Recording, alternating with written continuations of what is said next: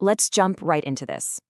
Imagine, just for a second, surviving the absolute most destructive weapon ever unleashed on humanity. That alone is an experience so devastating that just making it through would completely define the rest of your life, right? But what if you survived that unimaginable destruction, only to literally walk directly into a second one, just 3 days later? Today's explainer takes us through a historical record that genuinely feels like science fiction. We're going to unpack the impossible survival story of Tsutomu Yamaguchi. What we're doing in this explainer is carefully dissecting the harrowing documentary-style timeline of Yamaguchi's journey. You see, he holds this staggering place in history as the only person officially recognized by the Japanese government as a survivor of both atomic bombings.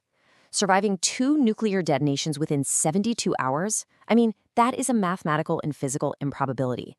And to understand exactly how this happened, we really need to trace his footsteps hour by hour. Just look at this incredibly compressed window of time. August 6th, the Hiroshima blast.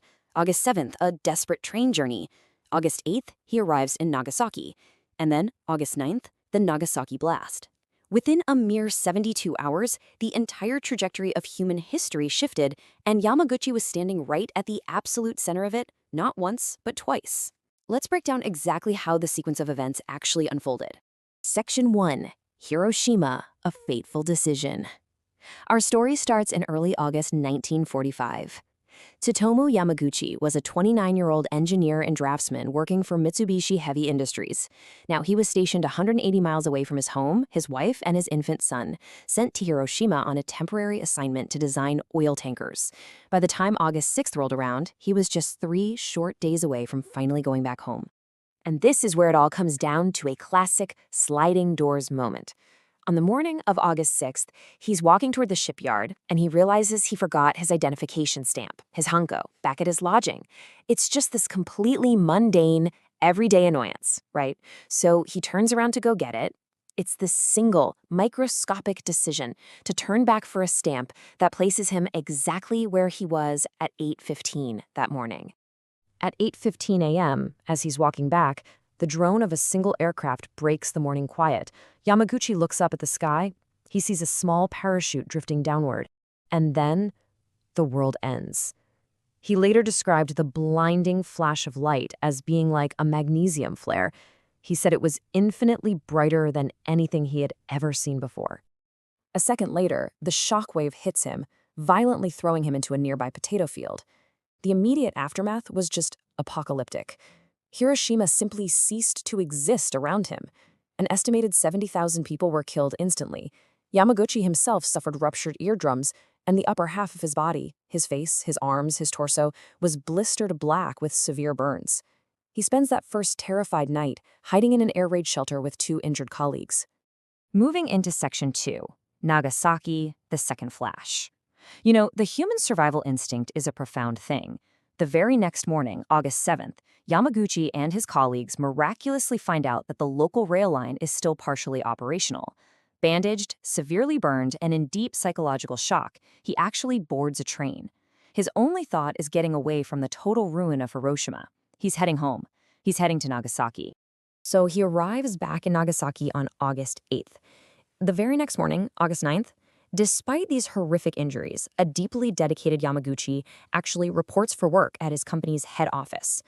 At around 11 a.m., he's sitting with his supervisor, desperately trying to describe the flash, the blast, the towering mushroom cloud he'd just seen in Hiroshima. His supervisor is highly skeptical, basically openly doubting that a single bomb could possibly destroy an entire city. And right in the middle of that agonizingly ironic conversation, the exact same blinding white light fills the room.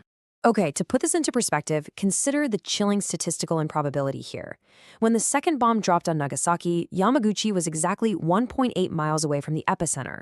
That is the almost identical distance he had been from the blast in Hiroshima just 3 days earlier. The mathematical odds of standing at that precise radius from 2 separate atomic blasts in 1 week, it's truly chilling to even comprehend.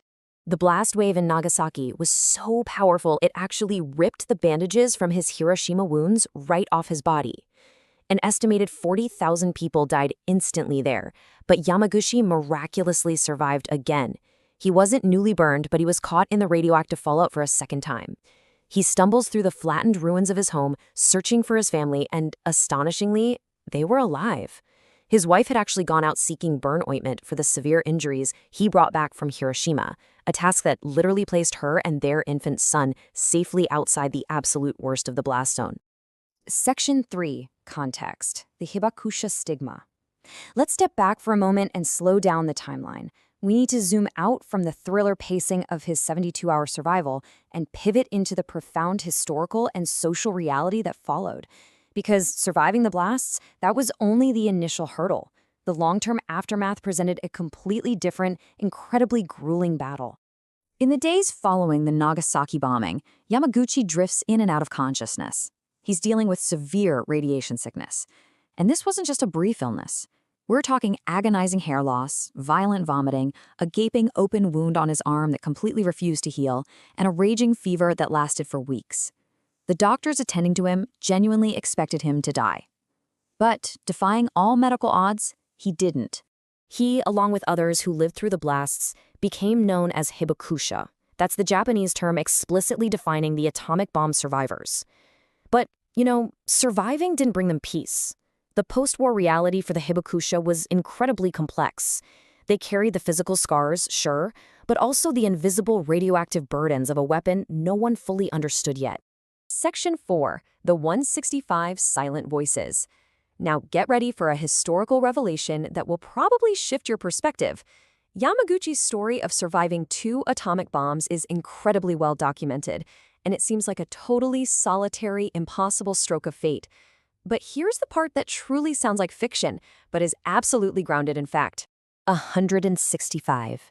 That is the estimated number of individuals who were in Hiroshima on August 6th, survived, traveled to Nagasaki, whether for work, to find family, or just to escape the destruction, and were trapped under the second bomb on August 9th.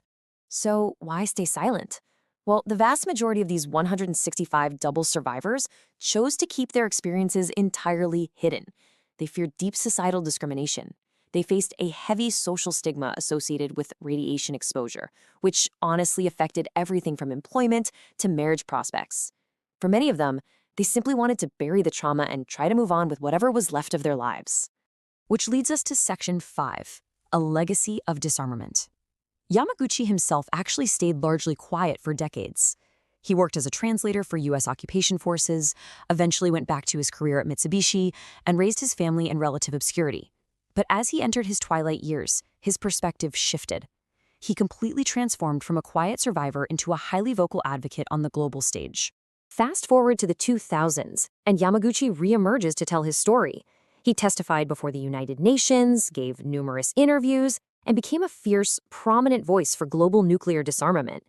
In March of 2009, acknowledging his unique historical position, the Japanese government formally certified him as a double hibakusha. That made him the only person ever to receive official recognition for surviving both blasts.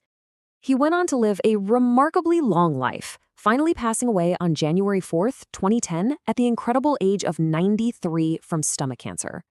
Think about that for a second. He successfully outlived 2 nuclear detonations that combined killed well over 200,000 people. His longevity is just as staggering as the story of his youth. He spent his final years actively campaigning for a world without nuclear weapons. His core message, delivered time and time again in his final crusade, was elegantly simple. No one should ever have to survive what he survived, not once but twice. He bore witness to humanity's absolute destructive limit. So, what does this all mean for us today? What is the burden of carrying history's absolute darkest moments within your own memory? And how does one man's mathematically impossible survival shape how we view the future of our own world? Thank you for exploring this remarkable documentary record with me today. Keep asking the big questions.